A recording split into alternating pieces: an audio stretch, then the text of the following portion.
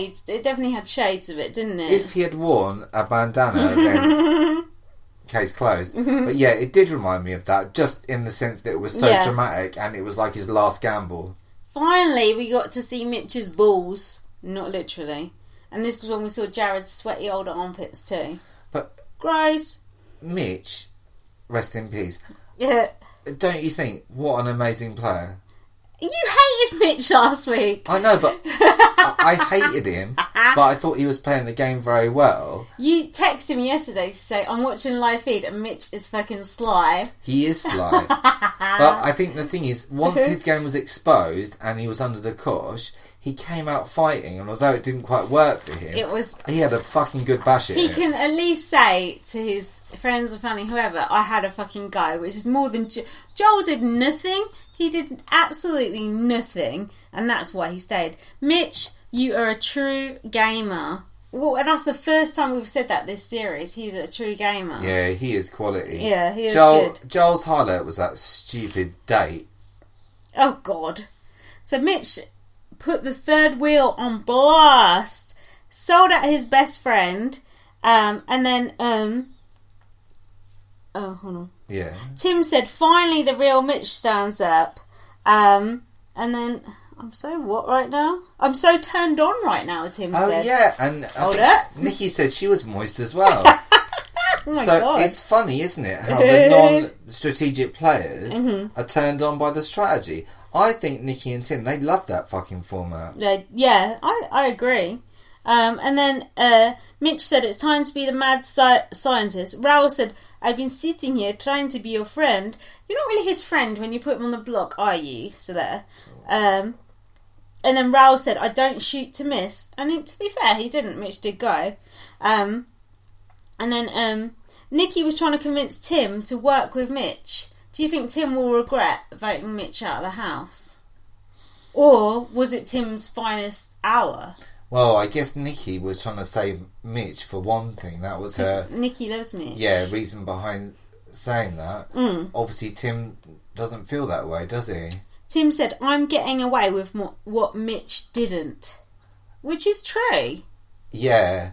So, Nikki, really, keeping Mitch would have been better for Tim, because it's like having... It would have been... Your reflection. It would have been up to a point, but there's got to be a point where you have to take each other out, you know? But it was only a week ago that it seemed that Mitch had Jared, Kelsey and Rael in his pocket. He did, until Kelsey came back in. And everything changed. Yeah. I thought for a minute tonight that maybe Mitch, through some sort of mind control, could just flip back that three-headed monster and get it back in his pocket, but it wasn't. After he called them all cancer. Well, I said he was going to cut them out. I mean, there's different degrees of cancer, isn't there? Stage 1, stage 2, 1. And Nikki said to Tim, Mitch is the only one with your intelligence, which is probably why Tim voted to evict him. Probably. But isn't it weird how Nikki has actually got quite a good read on the game? Yeah, she has actually. So this is when Jared was in the bathroom with Phil, and Mitch walked in, and Jared said, that was quite the speech, Mitch. And he said, I didn't know you had it in you.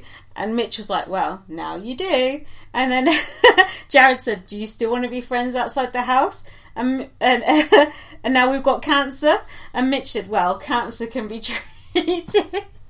And Jared said, so can little rats. That was such a good conversation. That was just like proper bitchy. They say boys aren't bitchy, but that was bitchy. So what's the little rats? Jared was calling Mitch a little rat. Oh, like floater rat. Yeah. Now, hang on. In this same scene that you mentioned, did I not observe someone doing a Kevy Webby? Did someone come out of the toilet halfway through? Cassandra did, yeah. Oh, classic. So then Arissa said, go to BBCAN dossier. Oh no, she said .ca. I thought it was like a dossier. I'd like to see that fucking dossier. We could write that dossier. Oh. So then we had the highlights of the complaint cupboard. Right. Now, what do you think the main complaint was? Air conditioning. Was it about Tim's side ponytail? Yeah, about Tim getting too much airtime, Nikki getting too much airtime, the host. You liked Tim's side ponytail. Yeah, it was alright. It was alright. Tim was put on a task to keep Nick awake. That wasn't as good as I thought it was going to be. No, that could have been better. Yeah, it could have been a lot better. So then, So this complaint cupboard, no one's saying anything decent. I know, it's boring. Even Nikki, come on now. Come on. She wanted to complain about herself. Yeah, I know, it's stupid. So Nikki was complaining to Mitch that Jared said he'd keep her safe for 1 more week. And she's like, is that how much time you've allocated me? That is a pretty weak deal. It is. And then Nikki said, I wouldn't wipe my arse with these people outside the house. Fair or not fair? More than fair. More than fair. I wouldn't wipe my arse with them. That's so good. I don't blame her. So then, oh yeah.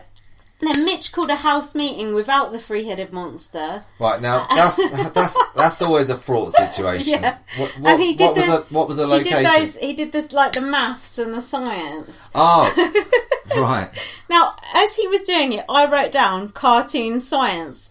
And I thought, he's making this shit up. Well, he started off and he said, look, when we came in, we all had a 7.5% chance of winning, which I assume 16 divided by 100, God knows.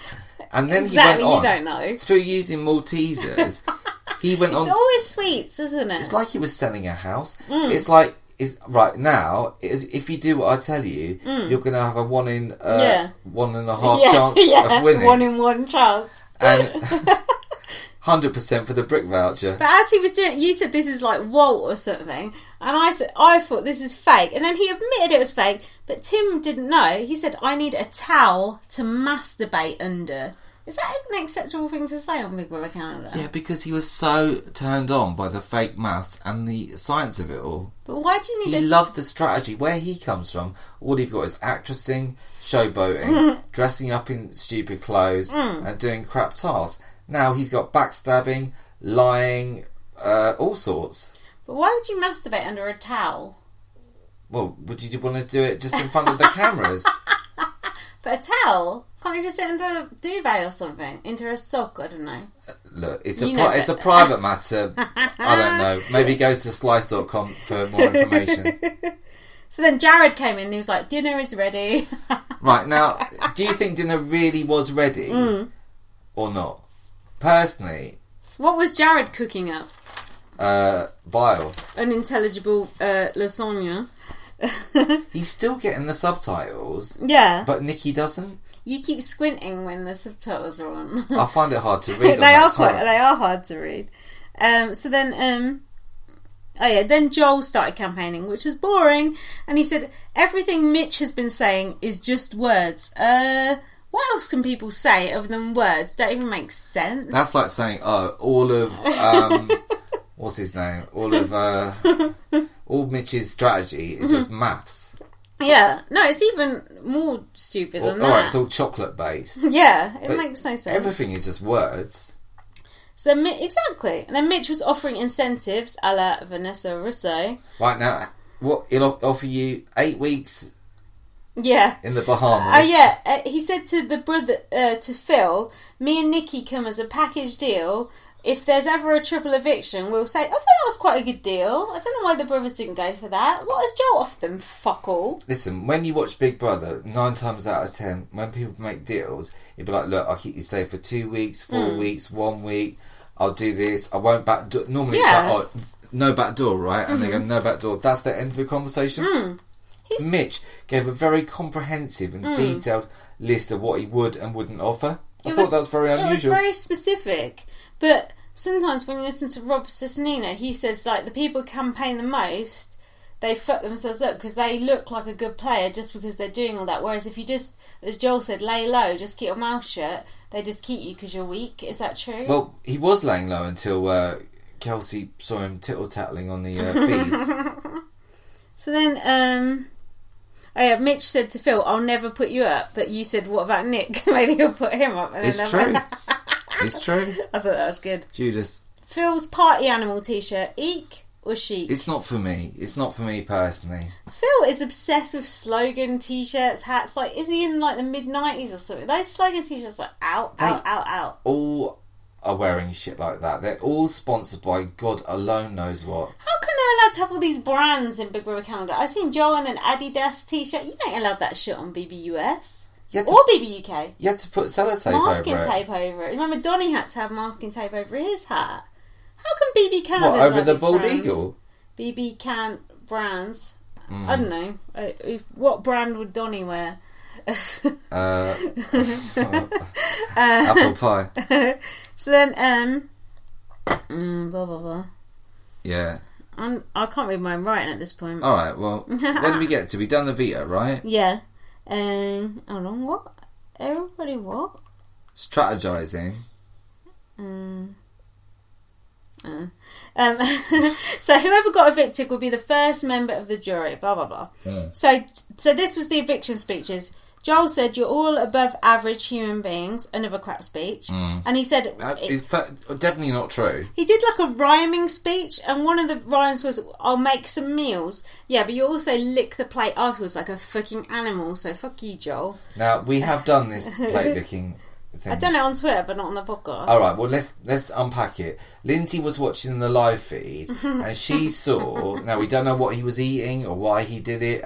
Maybe it was really tasty. Apparently he does it all the time. Joel licked the plate like a dog might do. Like, not just once, like about 100 times. So, was it like... Did it look like bean... like the baked bean like juice? Sauce. Oh, don't. Like, come on. from like, spaghetti carbonara? Yeah, like something like that. Okay, it's like mac and cheese or... But then some fuckwit on Twitter was like going to me, "Oh, he's got autism, that's why he licked the plate." He hasn't even got fucking autism, he's got Tourette's, so shut up. Bad manners are bad manners, don't matter what disability you've got. Well, actually it does.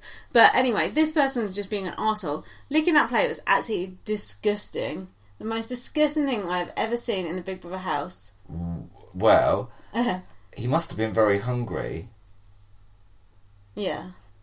So, but hang on. Now, so, let's get this. Someone on Twitter said, "Oh, look, I dare to dream. Give him a pass. He's got autism." First, he hasn't even got autism. Right, regardless, is plate licking a side effect of autism? No. I know. I've seen Rain Man, and he can count toothpicks, but that's not the same thing, is it? Now, Tourette's. Now we know that a side effect of Tourette's is not plate licking. It's going wankers. Shouting bollocks. Yeah. Which, remember the Tourette's winner from Big Brother, who was Nikki Graham Showman? Yeah, it all comes full circle, just like Morgan said. Now, Mitch's speech was, when the unstoppable force meets the immovable object. He said he was the immovable object. Apparently he won. Right. I remember there was a Pulp song about this that said, "When the unstoppable force meets the immovable object, there's nothing you can do about it." Right. But apparently, in this case, there was something you could do about it. Evict Mitch. But it still doesn't answer the question of what happens. Well, I suppose... First we had the unbreakable bond, then we had the unstoppable force. What it amounts to is we still got the three-headed fucking monster, and the housemates are fucking idiots. Alright, who would you rather have in the house? The three-headed goat or whatever it is? Yeah. Or the shield? I would rather... Tricky. It's tricky. I'd rather have Levita, Dallas and Mitch. That's who I would rather have. Okay, alright. So this is how the vote went down. I'm not reading all that out, it's boring. But anyway, the people who voted to evict Joel, this is the interesting part. Maddie, Nikki and Ramsey. They were the only three. Everyone else voted to evict I was Mitch. surprised at Ramsey because I wasn't sure which way he was going to go. But I think now him and Maddie are very tired. Yeah, and him. Well, yeah, because they're having it off. Well, apart from when their mum's watching. But doesn't this single out Nikki, Maddie and Ramsey because they didn't vote that way? Well, the vote's been split most every week, and it doesn't seem to have... No, that's true actually. Like in BBUS that would be like a big deal, but in BBCAN it doesn't seem that big a deal. But I don't like that when it's like, oh, you voted for this person, you did that, let's get them out. It's crap, isn't it? And as sad as I am to see Mitch go, and I am sad, Tim had to outlast Mitch. And I think now Tim has got a good chance of winning now that Mitch has gone. And also, Mitch, he did deserve to go. Because of that speech? Because of everything, just the way he was. He was a good player, though. Yeah, but he was too good. He was too good. You're too clever for this game. So then, I think Tim has got such a clear path to win now. I think Mitch, it was worth a try. The twist fucked him over. And, as he left, He said if any one of the trio, i.e. three-headed monster, makes it to the end, they have my vote to